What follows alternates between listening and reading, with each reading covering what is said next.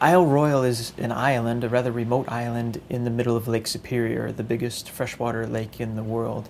And on this island are a population of wolves and moose. And these wolves and moose interact with one another as predator and prey, with the wolves eating the moose and the moose's primary cause of death being the wolves. They've been there for about 50 years together, interacting in this way, and for about the same amount of time, for 50 years, researchers from Michigan Tech University have been studying those interactions. The longer we study things on Isle Royale, the more and more we realize that our original understandings, they weren't very good. In fact, they're just plain old wrong. And the only way to get that is by continuing to watch, to see that as it unfolds, it's a bit different than what you had previously thought. For many, many decades, we thought Isle Royale wolves were isolated, inbred, and showed no bad signs of that inbreeding. And you couldn't be more wrong than to find out, well, they're not so isolated and they also suffer from this inbreeding. In a normal wolf population, about 1 in 100 wolves would have some spinal type of deformity. On Isle Royale, it's about 1 in 3 wolves. So 30 times the higher rate of deformities. The other related thing is we thought for many, many decades that the wolves on Isle Royale were completely isolated. Well, we just recently this year found out that's not quite so true either. For about the last 13 years, we've been collecting the scats of wolves. From those scats, we can get DNA, and from the DNA, we can get DNA fingerprints and more or less identify one wolf from another and figure out who the brothers and sisters are and other family relationships, males and females, all that stuff we can get from these DNA.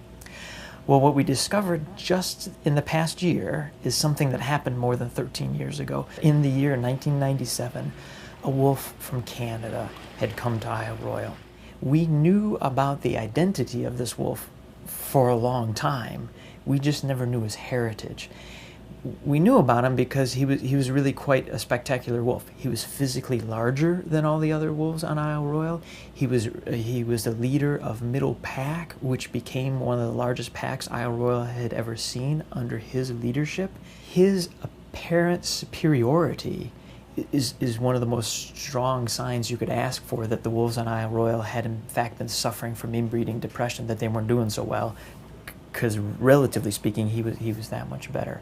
Isle Royale has been showing us the two things that it's best at showing us. One is it shows us how easy it is for ecologists to get it wrong, how easy it is for ecologists to misunderstand how nature actually works. The other thing that Isle Royale is good at showing us is how it is that we need to think deeply about our relationship with nature in general. And how that comes into play has to do with, in the last 3 or 4 years, the wolves on Isle Royale have been doing relatively poor. They've had quite a difficult time of it. Basically, if we go back to just a couple of years ago, say early 2009, there were 4 packs on Isle Royale and about 30 wolves on the island. In just those couple of years, we're down to now about 15 adult wolves and only 1 pack.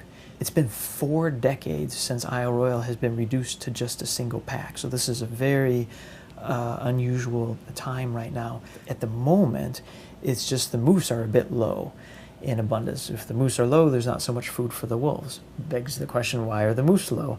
Well, one of the important reasons why the moose are low has to do with climate change. The last 10 years have been fairly warm, and warm climate is bad for moose in a couple of different ways. They just don't do well in the summer heat. When it's hot, they don't eat as much, and when they don't eat as much, they're not getting ready for winter, and then they're not ready to make it through the whole winter. There's also a tick that bothers the moose, and that tick can have catastrophic effects on the moose. It can cause them to die in the winter time. But it turns out those ticks really do quite well when it's warm out. The last kind of critical detail about the wolves right now is that there are at most 2 adult females on the island. And if those 2 adult females, if they die before making more pups that are females, that would be the end of the wolf population. What it begs the question, what would happen if those wolves go extinct? And the question is, would it be right to reintroduce more wolves? Federally designated wildernesses, these are these places in our country where we are most proud about humans not intervening and humans not having an impact. And so the usual management for a place like this is non-intervention. And here come some of the complexities. If wolves are doing poorly because the moose are doing poorly, and if moose are doing poorly because of climate change, and if humans are the agents behind climate change, isn't that an occasion to maybe think about about intervening? In the last 50 years, the Lake Superior has gotten progressively warmer, and ice bridges don't form nearly as often now as they did before. And so the chances of wolves coming back on their own are quite slim for that reason. Isle Royale is really just an example of what's kind of a big, important question for wilderness all across the United States, which is basically there really isn't not one square inch in our country that humans haven't heavily impacted, including our wilderness areas.